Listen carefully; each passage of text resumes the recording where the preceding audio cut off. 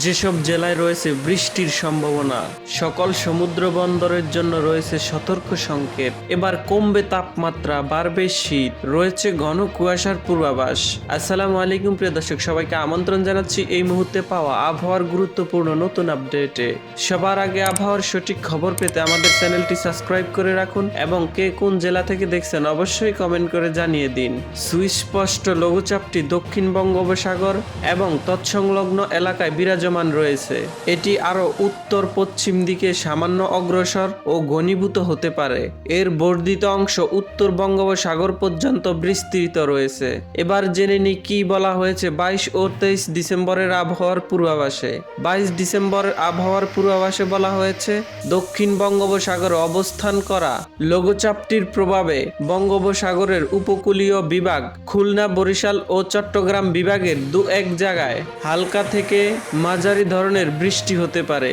এছাড়াও দেশের অন্যত্র অস্থায়ীভাবে আংশিক মেঘলা আকাশ সহ আবহাওয়া প্রধানত রোদ জলমলে থাকবে। সারা দেশে রাতের তাপমাত্রা সামান্য হ্রাস পেতে পারে এবং দিনের তাপমাত্রা প্রায় অপরিবর্তিত থাকতে পারে।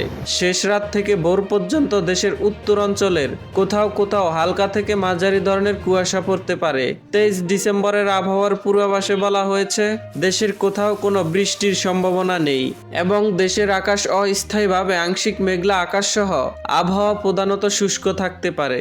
এছাড়াও গত 24 ঘন্টায় সর্বোচ্চ তাপমাত্রা ছিল বান্দরবন 31 ডিগ্রি সেলসিয়াস এবং সর্বনিম্ন তাপমাত্রা ছিল তেঁতুলিয়ায় 10.7 ডিগ্রি সেলসিয়াস।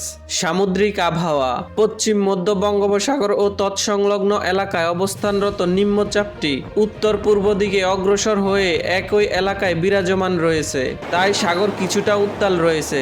চট্টগ্রাম, কক্সবাজার, মোংলা ও পায়রা সমুদ্রবন্দর সমূহকে 1 নম্বর দূরবর্তী সতর্ক সংকেত দেখিয়ে যেতে বলা হয়েছে। উত্তর বঙ্গোপসাগর ও গভীর সাগরে অবস্থানরত মাছ ধরার নৌকা ও ট্রলার সমূহকে পরবর্তী নির্দেশনা না দেওয়া পর্যন্ত উপকূলের কাছাকাছি এসে সাবধানে চলাচল করতে বলা হয়েছে। সেই সঙ্গে তাদেরকে গভীর সাগরে না যাওয়ার নির্দেশনা দেওয়া হয়েছে।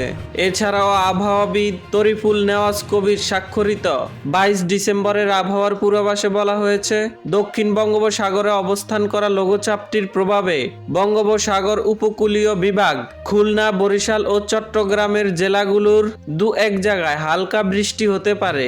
এছাড়াও দেশের অন্যত্র অস্থায়ীভাবে আংশিক মেঘলা আকাশ সহ আবহাওয়া প্রধানত শুষ্ক থাকতে পারে এবং 23 ডিসেম্বরের আবহাওয়ার পূর্বাভাসে বলা হয়েছে, দেশের কোথাও কোনো বৃষ্টির সম্ভাবনা নেই। দেশের আকাশ অস্থায়ীভাবে আংশিক মেঘলা আকাশ সহ সারা দেশের আবহাওয়া প্রধানত রোদ জলমলে থাকবে। সারা দেশের রাতের তাপমাত্রা সামান্য হ্রাস পাবে এবং দিনের তাপমাত্রা প্রায় অপরিবর্তিত থাকবে। শেষ রাত থেকে ভোর পর্যন্ত দেশের উত্তর অঞ্চলের কোথাও কোথাও হালকা থেকে মাঝারি ধরনের ঘন কুয়াশা পড়তে পারে। তো প্রিয় দর্শক, ভিডিওটি ভালো লাগলে লাইক, শেয়ার, সাবস্ক্রাইব করে আমাদের সঙ্গেই থাকুন। ভিডিওটি দেখার জন্য আপনাকে অসংখ্য ধন্যবাদ।